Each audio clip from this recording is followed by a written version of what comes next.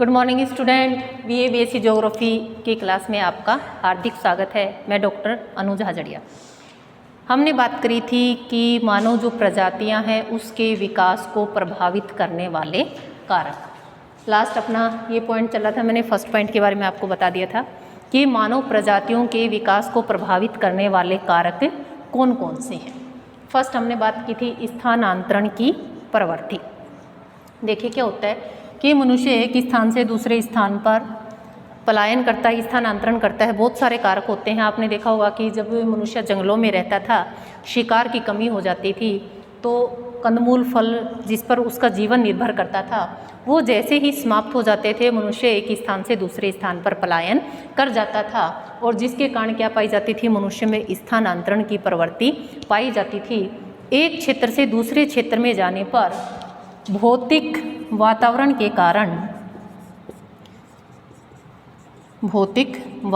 के प्रभाव के कारण मनुष्य के जो जैविक गुण हैं उनमें परिवर्तन आ जाता था और एक नई प्रजाति की उत्पत्ति हो जाती थी कि पहले जो गुण थे उनका विलोपन हो जाता था और कुछ नए लक्षण उस क्षेत्र विशेष में आने से उसमें उत्पन्न हो जाते थे, जिसके कारण क्या होता था, एक नई प्रजाति की उत्पत्ति हो जाती थी। और यही कारण है कि जो स्थानांतरण है उसके कारण भी क्या पाई जाती थी, कह सकते हैं कि हम प्रजातियों के विकास को प्रभावित उसने किया है। क्यों किया है? क्योंकि एक क्षेत्र का दूसरे क्षेत्र से भौतिक वातावरण अलग पाया जाता है, तो जैसे ही उसके वातावरण में परिवर्तन होता तो पहले वाले लक्षणों का लोप हो जाता और कुछ नए लक्षण विकसित हो जाते, जिसके कारण एक नई प्रजाति की उत्पत्ति हो जाती थी। और यही कारण है कि स्थानांतरण की प्रवृत्ति के कारण भी नई प्रजातियों की उत्पत्ति हुई है। इसी में अगर हम दूसरी बात करें कि टेलर महोदय कहते हैं कि जो मानव प्रजाति है सर्वप्रथम उसका उद्भव कहाँ हुआ था, मध्य एशिया में हुआ था। और उन्होंने कहा था कि मध्य एशिया, और उन्होंने कहा था कि जो सबसे प्राचीन प्रजातियां थी वो महाद्वीपों के बाहरी किनारों पर पाई जाती हैं।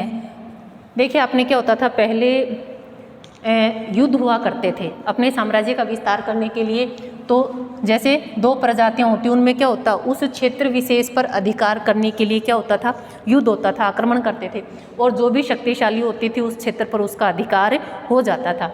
तो इसके कारण भी क्या पाई जाती थी, एक नई प्रजाति की उत्पत्ति हो जाती थी। और कई बार ऐसा होता था कि कुछ प्रजातियां जो जातियां होती थी उसका कुछ भाग बाहर चला जाता था, कुछ प्रजातियां वहीं रह जाती थी, और इनके आपस में संक्रमण के कारण भी एक नई प्रजाति की उत्पत्ति हो जाती थी। तो मुख्य रीजन इन्होंने टेलर महोदय ने यही बताया कि जो मानव प्रजाति का उद्भव है सर्वप्रथम हुआ और एक स्थान से दूसरे स्थान पर स्थानांतरित हो गए, और स्थानांतरण होने के कारण उसके जो जैविक गुण हैं वो भौतिक लक्षणों के साथ मिले और उनमें क्या आ गया, परिवर्तन आ गया। जैसे ही हम नए क्षेत्र में जाते हैं तो हमारे जो पहले वाले जो लक्षण होते हैं उनका विलोपन होना प्रारंभ हो जाता है, वो लुप्त हो जाते हैं और कुछ नए लक्षण उत्पन्न हो जाते हैं, और जिसके कारण क्या होता है, एक नई प्रजाति की उत्पत्ति हो जाती है। अब जैसे उष्ण और शीतोष्ण प्रदेशों के अंतर्गत हम इसकी बात करें, सही है। जैसे उष्ण प्रदेश का व्यक्ति शीतोष्ण में जाएगा तो उसकी त्वचा के रंग में क्या आ जाता है, अंतर आ जाता है। शीतोष्ण कटिबंध का जो मानव है उष्ण क्षेत्र में आएगा तो उसकी त्वचा का रंग काला हो जाएगा। तो ये जो भौतिक वातावरण है वो भी क्या करते हैं, इसको प्रभावित करते हैं। सेकंड हम बात करेंगे ग्रंथि रस का प्रभाव। देखिए क्या होता है कि जो हमारा शरीर है विभिन्न ग्रंथियों से बना हुआ है, और ये ग्रंथि, इन ग्रंथियों से रस का स्त्रावित होता है। वो भी क्या करती हैं, मानव की जो शरीर की लंबाई है, चौड़ाई है, और उन सभी चीज़ों को निर्धारित करती हैं कि उस व्यक्ति का विकास किस प्रकार का होगा। आपने ग्रंथियों का नाम सुना होगा, जैसे साइंस वाले स्टूडेंट हैं उनको तो पता ही रहता है कि पीनियल ग्रंथि है, थायराइड ग्रंथि है, तो ये सारी ग्रंथियाँ होती हैं। तो ये मानव शरीर के विकास को क्या करती हैं, प्रभावित करती हैं। तो इसमें आपके पास जैसे पीयूष ग्रंथि है, पीयूष ग्रंथि है, पीनियल ग्रंथि है, थायराइड ग्रंथि है, तो ये क्या करती हैं, इन सभी ग्रंथियों के अलग अलग कार्य है। ये है शरीर की लंबाई, आपने देखा होगा कोई व्यक्ति अत्यधिक लंबा हो और कोई व्यक्ति अत्यधिक बौना पाया जाता है। उसका कारण क्या होता है, जो थायराइड ग्रंथि है उससे एक रस का स्त्रावित होता है, रस निकलता है। जिस व्यक्ति में जितनी अधिक मात्रा में इस रस का स्त्राव होता है उस व्यक्ति की उतनी ही जो ऊंचाई है, हाइट है, वो उतनी ही अधिक पाई जाती है। अगर रस का स्त्राव कम होता है तो उस व्यक्ति की जो हाइट है, लंबाई है, वो क्या पाई जाती है, कम पाई जाती है। तो और दूसरा रीज़न ये है, इन पर किसका प्रभाव पड़ता है, वंशानुगत प्रभाव भी पड़ता है। माँ बाप लंबे होते हैं तो बच्चे भी क्या होते हैं, लंबे होते हैं। तो वंशानुगत जीन्स का भी प्रभाव पड़ता है। कहाँ से मिलते हैं, एक पीढ़ी से दूसरी पीढ़ी में स्थानांतरित होते रहते हैं। आपने देखा होगा माँ बाप होते हैं उसी प्रकार से उनके बच्चे पाए जाते हैं। तो जो वंशानुगत प्रभाव है वो भी इस पर पड़ता है। ये जो हमारी ग्रंथि रस है इसका मानव जीवन पर प्रभाव पड़ता है और इसी के कारण मनुष्य के क्या होते हैं, जो बाहरी आवरण होता है उसका निर्धारण होता है। अलग अलग ग्रंथि का अलग अलग कार्य है और उसी प्रकार से उस जो मानव प्रजाति है उसका विकास होता है। अगर बात करें एड्रीनल ग्रंथि, इसका जो सीधा संबंध पाया जाता है वो किससे पाया जाता है, मानवीय त्वचा के रंग से पाया जाता है। आपने देखा होगा कि जो उष्ण प्रदेशों के व्यक्ति हैं उनका रंग कैसे पाया जाता है, काला पाया जाता है, जबकि जो शीत प्रदेश है उसके जो व्यक्ति पाए जाते हैं किस प्रकार के पाए जाते हैं, श्वेत पाए जाते हैं। कह सकते हैं कि एक जीन पाया जाता है, एक जीन्स पाया जाता है। वो क्या करता है, जैसे ही सूर्य की किरणें पड़ती हैं वो क्या हो जाता है, निष्क्रिय हो जाता है। वो जीन क्या हो जाता है, निष्क्रिय हो जाता है, वो काम करना बंद कर देता है। तो त्वचा का रंग कैसा मिलेगा, काला मिलेगा। जबकि शीतोष्ण जो क्षेत्र है, ठंडे जो प्रदेश हैं उसमें जीन है वो क्या रहता है, एक्टिव रहता है, सक्रिय रहता है। सक्रिय रहता है तो त्वचा का रंग कैसा मिलता है, श्वेत मिलता है।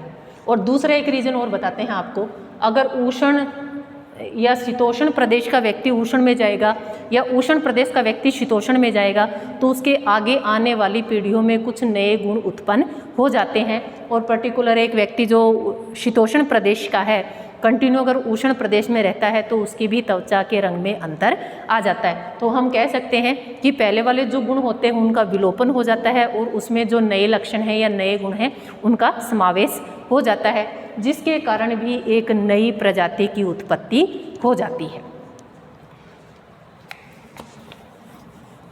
नेक्स्ट देखिए, हम बात करेंगे, किसकी बात करेंगे, जैविक परिवर्तन एवं चयन। चयन हम बोल सकते हैं, सिलेक्शन बोल सकते हैं, छांट बोल सकते हैं।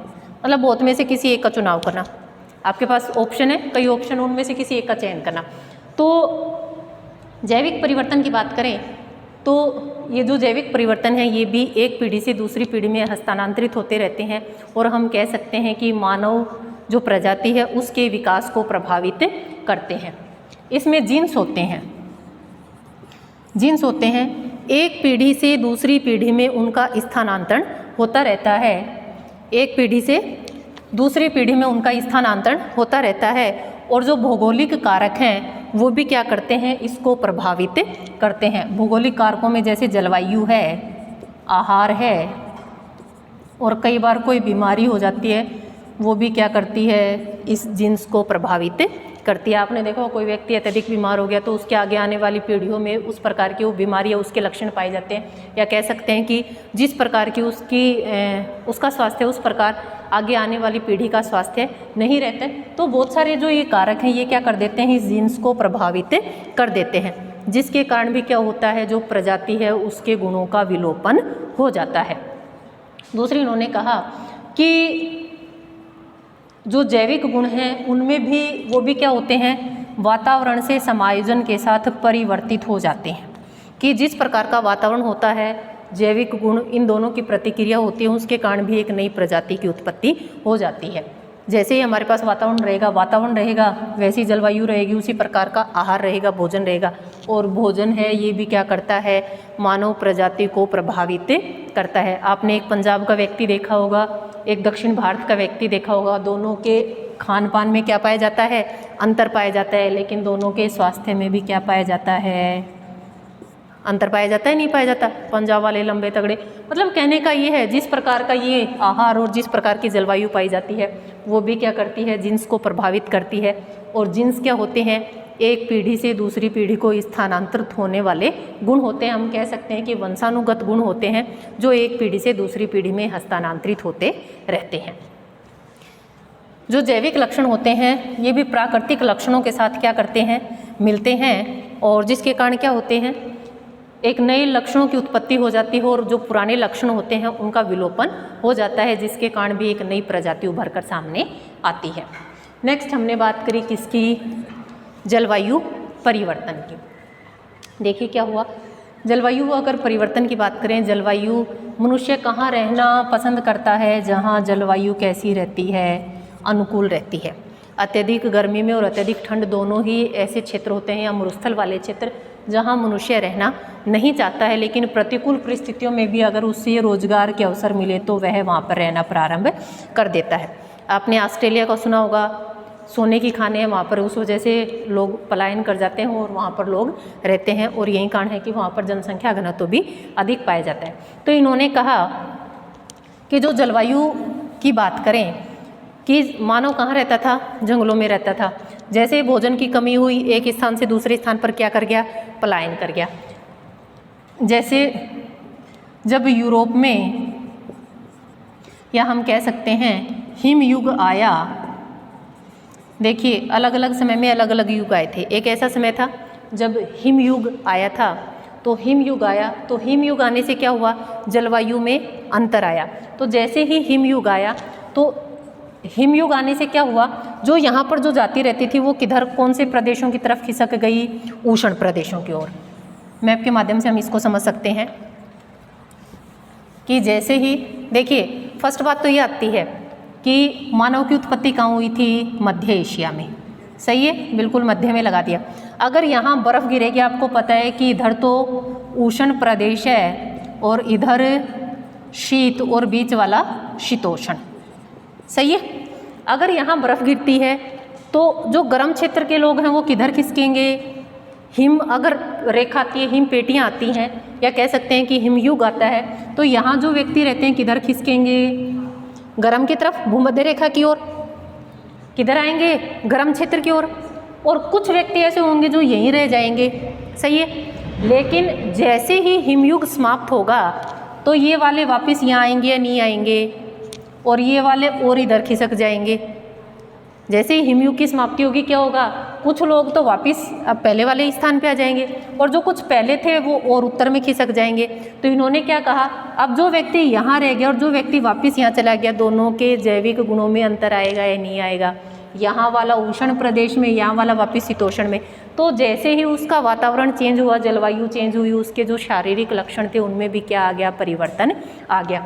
और दूसरा इन्होंने कहा कि जो प्रजातियां उत्तर की तरफ खिसकी वो क्या थी, अधिक विकसित थी। जो प्रजातियां उत्तर की तरफ खिसकी वो क्या थी, अधिक विकसित थी। आपने देखा होगा कि यूरोप की बात करें, ब्रिटेन की बात करें, भारत पर और उसके बहुत सारे देशों पर कितने वर्षों तक क्या किया था, शासन किया था। क्यों था, बुद्धि अधिक थी, संख्या में कम थे लेकिन क्या थी, अधिक विकसित हो चुके थे। सबसे पहले औद्योगिक क्रांति भी इन्हीं क्षेत्रों में आई थी। क्यों, क्योंकि उन्नत अवस्था में थे, अधिक विकसित अवस्था में थे, तो दिमाग जो था उनका अधिक विकसित हो गया। और यही कारण है कि उनके जो उपनिवेश थे वो मोस्टली सभी देशों में पाए जाते थे। सही है, तो इसके कारण भी क्या होता है, जैसे ही जलवायु परिवर्तन होता है एक नई प्रजाति की उत्पत्ति हो जाती है। अब ये वाले यहाँ आए, 2 पीढ़ियों बाद वापस अगर यहाँ जाते हैं तो इनके शारीरिक लक्षणों में अंतर आएगा या नहीं आएगा।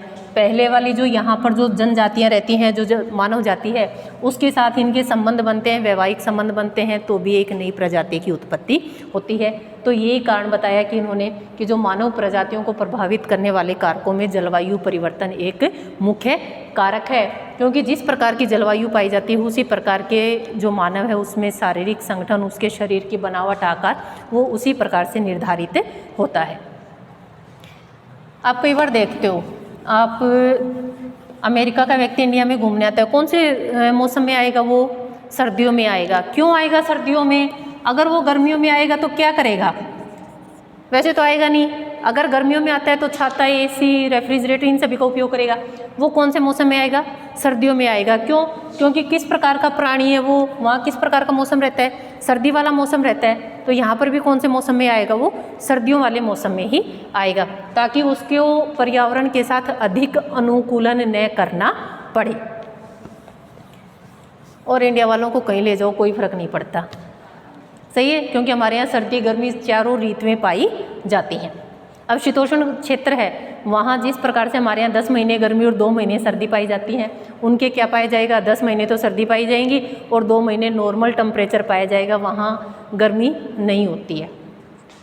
दूसरी इन्होंने कहा कि जलवायु परिवर्तन के कारण मानव के जो जीवाणु रस होते हैं उनमें क्या आ जाता है, परिवर्तन आ जाता है। जो जीवाणु रस होते हैं उनमें परिवर्तन आ जाता है। बालों का रंग, गोरे कितने होंगे, बाल भी कैसे मिलेंगे, सफ़ेद मिलेंगे, काले नहीं मिलेंगे। इंडिया वाले चाहे गोरे काले जैसे भी हों, लेकिन बाल कैसे मिलेंगे, काले मिलेंगे। आँखों की पुतली है, मुख की बनावट है, सिर की आकृति है, जबड़ों की बनावट है, वो क्या होती रहती है, परिवर्तित होती रहती है। रीज़न क्या है, जीवाणु रस। तो जैसे ही जलवायु में परिवर्तन आता है, ये जीवाणु रस भी प्रभावित होता है, और जिसके कारण क्या होती है, जो जीवाणु रस है, बालों की आकृति, आँखों का रंग, सिर की आकृति, जबड़ों की बनावट, वो सब क्या हो जाती है, परिवर्तित होती रहती है। हैटिंगटन महोदय थे, उन्होंने भी जलवायु को महत्वपूर्ण स्थान दिया था और कहा था कि जो जलवायु है वह क्या करती है, मानव प्रजाति का निर्धारण करती है। और उन्होंने कहा कि 2 चीज़ों पर इस चीज़ का विशेष प्रभाव पड़ता है कि जो जैविक कारक हैं मनुष्य की खोपड़ी तक को प्रभावित कर देते हैं, कि अगर उसकी जो शरीर की बनावट है वो भी परिवर्तित हो जाती है। नेक्स्ट हम बात करेंगे प्रजातियों का मिश्रण। प्रजातियों का मिश्रण देखो विभिन्न प्रकार से हो सकता है। कोई भी क्षेत्र है, बाहरी आक्रमण हुआ, क्या हुआ, प्रजातियों का मिश्रण। इस क्षेत्र को छोड़ के कोई दूसरे क्षेत्र में गया, उससे भी क्या हो सकता है, प्रजातियों का मिश्रण। कह सकते हैं कि 2 प्रजातियों के मिलने से एक तीसरी नई प्रजाति की क्या हो जाती है, उत्पत्ति हो जाती है। ये प्रथम है, ये द्वितीय है, दोनों मिलेंगे क्या होगा, एक तीसरी प्रकार की प्रजाति की उत्पत्ति हो जाती है। तो इन्होंने कहा कि जो प्रजातियों का मिश्रण है वो भी क्या करते हैं, मानव जो प्रजातियां हैं इनके विकास की को जो कारक होते हैं उनको प्रभावित करते हैं। या तो कोई आक्रमण हो, बाहरी आक्रमण हो, अन्य कारण हो, या किसी दूसरे प्रदेश में स्थानांतरण हो, उसके कारण क्या होता है कि एक प्रजाति का दूसरे प्रजाति से संबंध स्थापित हो जाते हैं, जिसके कारण एक नई प्रजाति की उत्पत्ति हो जाती है। इसमें छोटे क्वेश्चन में पूछ लिया जाता है कि जो श्वेत और निग्रो हैं, या निग्रो और श्वेत के मिलने से एक नई प्रजाति की उत्पत्ति, उसको हम किस नाम से जानते हैं, तो हम बताएंगे मुलाटो। मुलाटो क्या है, एक नई प्रजाति है। इस प्रजाति की उत्पत्ति कौन सी 2 प्रजातियों के मिलने से हुई, एक निग्रो प्रजाति और दूसरी श्वेत प्रजाति। इन दोनों के संबंध से एक नई प्रजाति की उत्पत्ति हुई और हमने प्रजाति को नाम क्या दिया, मुलाटो। इंडियन है और यूरोपियन है, इन दोनों के वैवाहिक संबंध से एक नई प्रजाति की उत्पत्ति हुई, जिसको हम बोलते हैं मेस्टिजो। क्या कहेंगे हम उसको, मेस्टिजो। और तीसरा है निग्रो और इंडियन, इनके वैवाहिक संबंध से एक नई प्रजाति की उत्पत्ति हुई, जिसको नाम हम देंगे जंबो। जो निग्रो हैं, निग्रो एक प्रजाति होती है, अफ्रीका में पाई जाती है। आपने देखा होगा कि जब आप क्रिकेट मैच देखते हो, एक देखिए इंटरेस्टिंग बात और बताती हूँ आपको, अच्छा लगेगा सुनने में। क्रिकेट मैच चल रहा है, किस किस का है, अफ्रीका और इंग्लैंड का है। एक अफ्रीका और दूसरा है इंग्लैंड। इंग्लैंड वाले होते हैं गोरे, अफ्रीका वाले होते हैं काले। आपने देखा होगा जैसे ही मैच देखते हो आपको ये सोचने की आवश्यकता नहीं कि मैच किस किस का चल रहा है। काले काले सांड जैसे आए तो हम क्या कहेंगे, किन का चल रहा है, कि अफ्रीका के साथ है। ऐसे में पता है सबसे बड़ा संकट तब आता है अगर टीवी की ब्राइटनेस बढ़ाओ तो इंग्लैंड वाले नहीं दिखते और वो कम कर दो तो अफ्रीका वाले नहीं दिखते।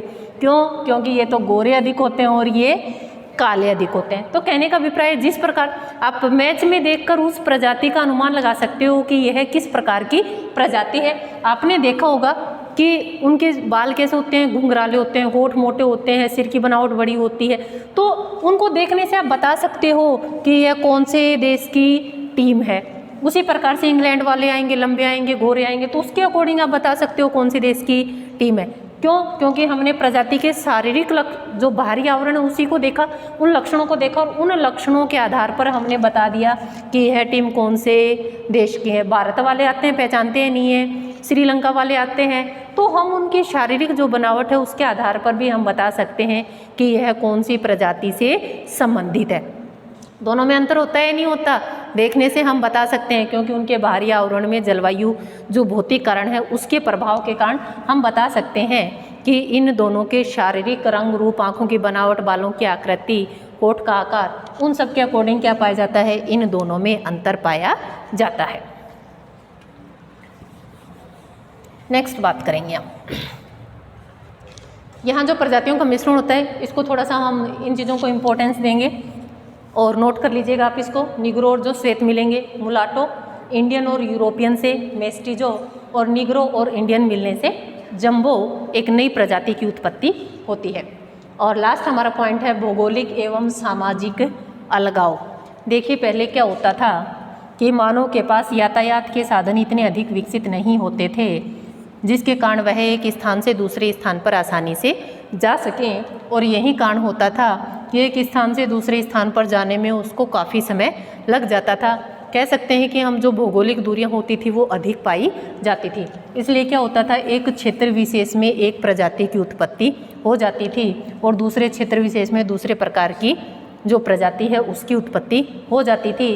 ये भी मुख्य कारण है जो क्या करते हैं, मानव प्रजाति को के जो विकास के कारक हैं उसको प्रभावित करते हैं। क्योंकि दूरियां अधिक नहीं होती थी तो इस क्षेत्र में एक जैसी ही प्रजाति क्या होती थी, उत्पन्न होती थी, और दूसरा जो क्षेत्र था उसमें अलग प्रकार की प्रजाति उत्पन्न होती थी। क्यों? क्योंकि जो भौगोलिक कारक थे वो दोनों में क्या पाए जाते थे, अंतर पाए। जो भौगोलिक वातावरण है या भौगोलिक कारक था उन दोनों क्षेत्रों का अलग पाया जाता था, इसलिए दोनों क्षेत्रों में भिन्न भिन्न जो प्रजातियां हैं वो पाई जाती थी। तो जो भौगोलिक एवं सामाजिक अलगाव मतलब अलग होना, भाई एक दूसरे से अलग हैं। यातायात के साधन नहीं होते थे। प्राचीन समय में आपने देखा होगा कि लोग पैदल जाते थे, लेकिन जब पशुओं को पालतू बनाना उन्होंने प्रारंभ किया तो उसके बावजूद उन्होंने घोड़े का, बैल का, इनका उपयोग करना प्रारंभ किया था। उसके बाद उनको खेती में भी उपयोग करना प्रारंभ कर दिया था। लेकिन सबसे पहले जो भौगोलिक दूरियां थी वो दूर हुआ करती थी और मनुष्य के पास यातायात के साधन नहीं होते थे, जिसके कारण उनमें क्या पाया जाता था, भौगोलिक एवं सामाजिक अलगाव पाया जाता था। जिस प्रकार का क्षेत्र होता था उसी प्रकार की वहाँ पर जलवायु और उसी के अनुसार वहाँ पर प्रजाति विकसित होती थी। क्षेत्र के अनुसार अलग अलग प्रजातियां पाई जाती थी, जिसके कारण भी क्या होते थे, जो भौगोलिक और सामाजिक अलगाव हैं उसके कारण भी क्या पाया जाता था, जो प्रजातियां हैं उनमें अंतर पाया जाता था। या कह सकते हैं कि ये वो सभी कारक हैं जो मानव प्रजाति को प्रभावित करते हैं। ये टॉपिक हुआ हमारा कंप्लीट।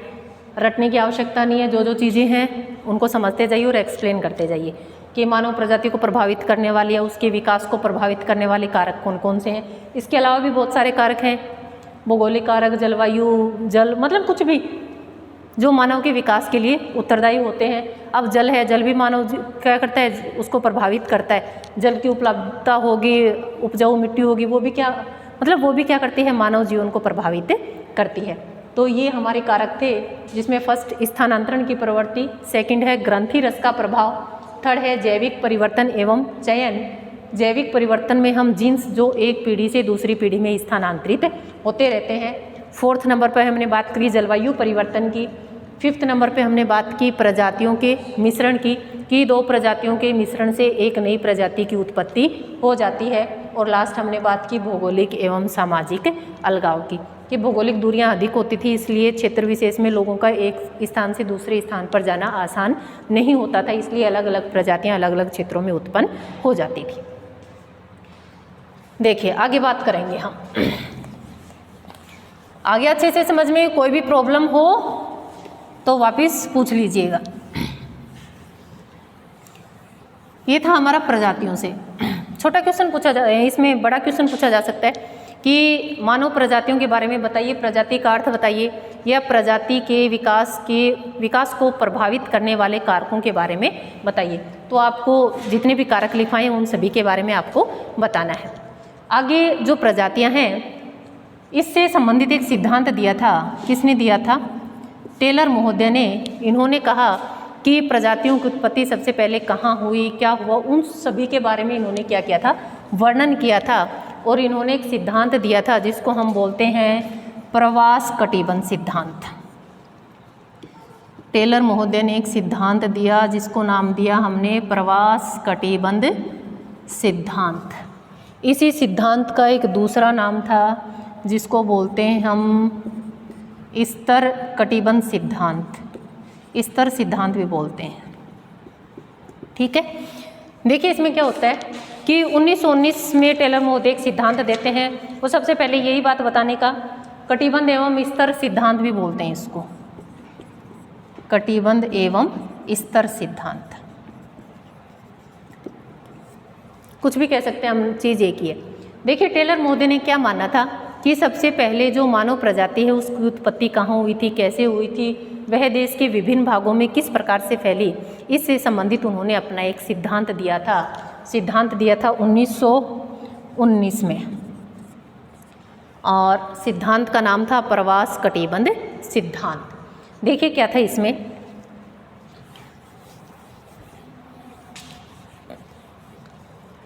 कुछ चीज़ों को माना था उन्होंने। जो टेलर महोदय थे जलवायु को विशेष महत्व देते थे और उन्होंने विकासवाद की संकल्पना का प्रतिपादन किया था और उसके अनुसार ही अपने सिद्धांत का प्रतिपादन किया था। पहले क्या होता था, इधर आपका यूरोप है, इधर एशिया और इधर है आपका अफ्रीका, ये स्थिति है। ये तीनों महाद्वीप क्या होते थे, आपस में जुड़े होते थे। बाकी ऑस्ट्रेलिया आपने देखा होगा अलग है, उत्तरी अमेरिका, दक्षिणी अमेरिका, ये सबसे बाद में खोजे गए थे। लेकिन हम कह सकते हैं कि उस समय हमारे पास जो जानकारी थी वो सिर्फ ये थी, जो ज्ञात भूभाग था या जो मानचित्र था वो ये था। तो इन्होंने क्या कहा, ये सारे आपस में जुड़े हुए थे। इन्होंने कहा कि जो मानव है उसकी उत्पत्ति कहाँ हुई, मध्य एशिया में। जो मानव है उसकी उत्पत्ति कहाँ हुई, मध्य एशिया में। उसके बाद मानव का स्थानांतरण होगा और यह अलग अलग दिशाओं में फैल गया। दूसरा इन्होंने बताया कि मध्य एशिया को उसने महाद्वीप के रूप में और बाकी जो भाग हैं उसको प्रायद्वीप के रूप में इसने माना है। प्रायद्वीप क्या होता है, भारतीय प्रायद्वीप, प्रायद्वीप होता है तीन तरफ से जल से जुड़ा हुआ और एक तरफ स्थल भाग से जुड़ा हुआ। अफ्रीका को हम दे सकते हैं प्रायद्वीप है, तीन तरफ जल ही जल है, एक तरफ क्या है, स्थल भाग है। भारत को देख सकते हैं हम, तीन तरफ क्या है, जल है, एक तरफ क्या है, स्थल भाग है। तो इन्होंने ये कहा कि जो मानव की उत्पत्ति है वो कहाँ हुई थी, मध्य एशिया में। चलो मान लिया। फिर उन्होंने कहा कि सबसे पहले जो मानव प्रजाति की उत्पत्ति हुई वो कौन सी थी। सबसे पहले इस भाग में निग्रिटो आए। कौन सी प्रजाति आई, निग्रिटो। सबसे पहले कौन सी प्रजाति आई, निग्रिटो। दूसरी बात इन्होंने कही कि निग्रो ने क्या किया, इन पर आक्रमण किया और इनको इस मध्य एशिया से खदेड़ दिया। सही है कि सबसे पहले मध्य एशिया में जो प्रजाति आई उत्पत्ति किसकी हुई, निग्रिटो की। निग्रो आए, इनसे अधिक बलशाली थे इसलिए उन्होंने क्या कर दिया, इनको खदेड़ दिया। और ये कहाँ आ गए, महाद्वीप के बाहरी भागों में, महाद्वीप के बाहरी भागों में आ गए। तो देखिए ये जो सिद्धांत है वो यही बताता है कि सबसे जो प्राचीन हमारी प्रजातियां हैं वो पाई जाती हैं महाद्वीप के बाहरी भागों पर, और जितनी भी नवीन प्रजातियां पाई जाती हैं वो पाई जाती हैं इस आंतरिक भाग में। निग्रिटो आए, निग्रो ने खदेड़ दिया इसलिए कहाँ पहुँच गए, महाद्वीपों के बाहरी भाग में। दूसरी बात करें कि हम ये बात कैसे सिद्ध कर सकते हैं कि जो सबसे पहले जिस प्रजाति की उत्पत्ति हुई वो महाद्वीपों के बाहरी भागों में पाई जाती है। तो इसमें जो आपका ब्राज़ील है, कीनिया है, तस्मानिया है, तो उन क्षेत्रों में आज भी कौन सी प्रजाति पाई जाती है, निग्रिटो प्रजाति पाई जाती है। आपने ब्राज़ील का भी देखा होगा कि क्या है, महाद्वीप के कौन से महाद्वीप की बात करेंगे, दक्षिणी अमेरिका की, ब्राज़ील ये वाला भाग महाद्वीपों के बाहरी भागों में पाए जाते हैं। तो इन्होंने यही बात कही कि जो सबसे पहले प्रजाति की उत्पत्ति वो कहाँ मिली हमें, महाद्वीप के बाहरी भागों में, और जो नई प्रजाति जिस नई प्रजाति की उत्पत्ति होती गई वो आंतरिक भागों में पाई गई। तो उन्होंने कहा कि दूसरा हम इस बात को किस प्रकार से सिद्ध कर सकते हैं। उन्होंने कहा कि हमें समय समय पर पृथ्वी की जब खुदाई करते हैं तो हमें क्या मिलती है, मानव अवशेष मिलते हैं, और उनका जब हम अध्ययन करते हैं तो उससे हमें ज्ञात होता है कि जो प्राचीन जो अवशेष हैं वो हमें कहाँ मिलते हैं, इन सभी क्षेत्रों से मिलते हैं, जिसके आधार पर हम यह बात कह सकते हैं कि जो मानव हैं, जो पुरानी प्रजातियां हैं उनकी उत्पत्ति तो यही हुई थी, लेकिन वर्तमान समय में कहाँ मिलते हैं, वो महाद्वीप के बाहरी भागों में। सबसे पहले कौन सी प्रजाति आई थी, निग्रिटो आई, उसके बाद निग्रो आई, उसके बाद ऑस्ट्रेलियन, इनका थोड़ा सा आप क्रम याद रख लेना, उसके बाद आप पूरे इस सिद्धांत के बारे में बता सकते हैं। ऑस्ट्रेलियन आई, ऑस्ट्रेलियन के बाद भूमध्य सागरीय, भूमध्य सागरीय, ये क्रमशः इसी सीरीज में आए हैं। सबसे पहले निग्रिटो आई है, निग्रो ने उसको खदेड़ दिया, फिर ऑस्ट्रेलियन आए, फिर भूमध्य सागरीय आए, उसके बाद एल्पाइन आए। कौन से आए? एल्पाइन। उसके बाद मंगोलाइड, मंगोलाइड या आइड भी बोल देते हैं इसको। उसके बाद मंगोलाइड आते हैं। ये जो प्रजातियां हैं ये क्रम से इस भाग में उत्पन्न होती हैं, लेकिन इसमें छोटा क्वेश्चन जो पूछा जाता है वो ये पूछा जाता है कि सबसे पहले टेलर महोदय के अनुसार या प्रवास कटिबंध का सिद्धांत किसने दिया था? तो हम क्या कहेंगे? टेलर महोदय ने, ग्रिफिथ टेलर ने दिया। कब दिया था? 1919 में। टेलर महोदय के अनुसार सबसे पहले मानव जीवन की उत्पत्ति कहाँ हुई थी? मध्य एशिया में। और उसमें ये पूछ लिया जाता है कि सबसे पहले कौन सी प्रजाति की उत्पत्ति हुई? तो हम कहेंगे निग्रिटो प्रजाति की उत्पत्ति हुई, और वहाँ पर निग्रो आई और उसने उसको खदेड़ दिया। जो ज़्यादा बलशाली होती थी, शक्तिशाली होती थी, वो कमज़ोर को वहाँ से खदेड़ कर बाहर कर देती थी। तो इस निग्रो ने भी क्या किया? इस निग्रिटो को खदेड़ दिया, और वर्तमान समय में जो निग्रिटो प्रजाति है वो महाद्वीप के बाहरी भागों में पाई जाती है। निग्रो को ऑस्ट्रेलियन ने, ऑस्ट्रेलियन के बाद भूमध्य सागरीय प्रजाति आई, भूमध्य सागरीय के बाद अल्पाइन आए, और उसके बाद मंगोलाइड आई। अब देखिए क्या हुआ, यहाँ तक तो ये आ गए, लेकिन उसके बाद क्या हुआ? प्रजातियों का स्थानांतरण हुआ। तो मध्य एशिया एक स्थानांतरण हुआ दक्षिण पश्चिम की ओर, दूसरा स्थानांतरण हुआ दक्षिण पूर्व की ओर, और एक तीसरा हुआ अमेरिका की ओर। सही है? जितनी भी प्रजातियां थे पूरे विश्व में क्या हो गया? वो फैल गई। तो इसके बारे में हम डिटेल से बात करेंगे कल। आपको थोड़ा सा सिर्फ इसका ध्यान रखना है, कल वापस से मैं इसको डिटेल से बताऊंगी। धन्यवाद।